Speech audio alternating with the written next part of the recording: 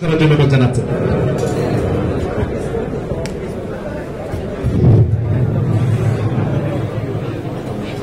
বিসমিল্লাহির রহমানির রহিম।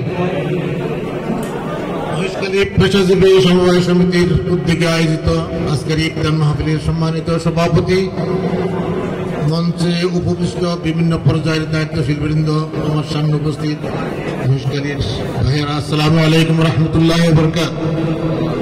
আসলে আজকে আমি প্রথমে এসেছি, মহেশখালী পেশাজীবী সমিতি আছে শুনেছি, ওনাদের বেশ কিছু তৎপ্রদান মহেশখালীর মধ্যে চলছে, এটা মাঝে মধ্যে শুনতে পাই, পেপারে দেখি।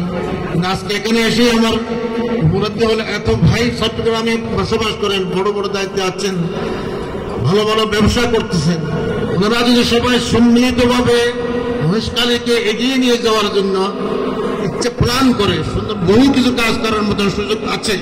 আমি আশা করবো আমরা সবাই সম্মিলিতভাবে কোন ভেদাভেদ ভুলে গিয়ে একত্রিত হয়ে মহেশখালীকে উন্নয়নের জন্য আমরা সবাই সুন্দর প্ল্যান করি, বহু কিছু কাজ আছে, আমরা করতে পারবো ইনশাআল্লাহ।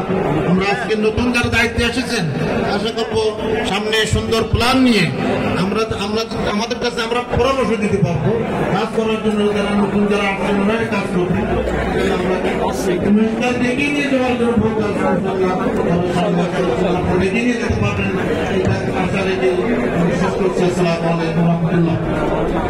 ধন্যবাদ।